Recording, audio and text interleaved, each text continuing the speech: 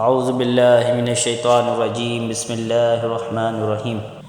درود شریف کی فضیلت۔ نبی پاک صلی اللہ علیہ وسلم کے روضے کے باہر، ان کے قبر منور کے باہر ایک دربان ہے، ایک میسنجر ہے جو آقا کو پیغام پہنچانے والا ہے۔ میرا آپ سے سوال یہ ہے کہ میسنجر کی سماعت کا عالم یہ ہے کہ یہاں بیٹھ کر ہم درود پڑھیں، وہاں وہ مدینے میں سن لیتا ہے۔ پوری دنیا میں جو درود پاک پڑھے وہ فرشتہ سن لیتا ہے، صرف سنتا نہیں، پڑھنے والے کو پہچانتا ہے کہ پڑھنے والا کون ہے، اس کا نام کیا ہے، اس کے والد کا نام کیا ہے۔ ذرا بتاؤ، دربان کی سماعت کا عالم یہ ہے تو مصطفیٰ کریم کی سماعت کا عالم کیا ہو؟ میرے آقا کے علم کا عالم کیا ہوگا؟ آج عاشقان رسول جھوم جھوم کر صلاۃ السلام میں میرے رضا کا یہ شعر پڑھتے ہیں تو کیا غلط کرتے ہیں کہ دور و نزدیک کے سننے والے وہ کان، دور و نزدیک کے سننے والے وہ کان لالے کرامت پہ لاکھوں سلام۔ تو یہ تو حدیث پاک سے پتہ چل رہا ہے کہ جب دربان مصطفیٰ سب کی آواز، سب کے درود سن لیتا ہے تو میرے آقا کیوں نہ سماعت فرمائیں گے؟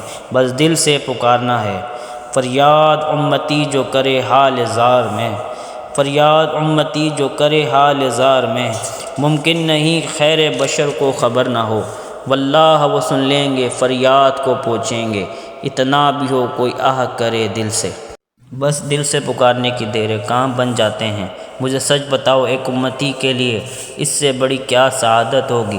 وہ ادھر درود پڑھے اور ادھر فرشتہ اس کا نام بارگاہ رسالت میں پیش کرے، اور صرف میرا نام نہیں بلکہ میرے والد کا نام بھی پیش کرے، اور میں جتنی بار درود پڑھوں اتنی بار پیش کرے۔ میں 100 بار درود پاک پڑھوں، 100 بار میرا نام نبی پاک صلی اللہ علیہ وسلم کے دربار میں جائے۔ یہ تو دنیا کا بھی دستور ہے۔ جب کوئی فقیر، جب کوئی بھکاری در پر بار بار آئے گا، ہم کہتے ہیں یہ روز آتا ہے، اس کا کام کر دو۔ جس کی حاضری روز بارگاہ رسالت صلی اللہ علیہ وسلم میں لگتی ہوگی، جو دن میں کئی بار درود پڑھتا ہوگا اور فرشتہ اس کا درود دربار رسالت میں پہنچاتا ہوگا، کبھی تو آقا فرشتے سے فرمائیں گے چلو میرے غلام کا کام کر دیتے ہیں۔ ہمیں روز یاد کرتا ہے۔ کیا خوبصورت بات شاعر لکھتے ہیں، یاد رکھو اگر اٹھ گئی ایک نظر، یاد رکھو اگر اٹھ گئی ایک نظر، جتنے خالی ہیں سب جام بھر جائیں گے۔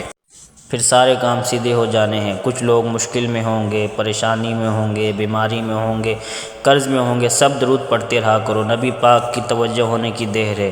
امام عشق محبت اعلیٰ حضرت سمجھاتے ہیں، پریشانی ہو، مشکلات ہو تو سنو، قسمت میں لاکھ پیچ ہو 100 بل ہزار کچ، قسمت میں لاکھ پیچ ہو 100 بل ہزار کچ، آقا یہ ساری گتھی ایک تیری سیدھی نظر کی ہے۔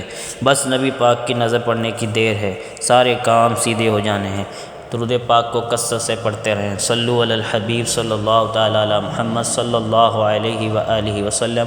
الصلاۃ والسلام علیک یا نبی اللہ وعلی آلک واصحابک یا نور اللہ۔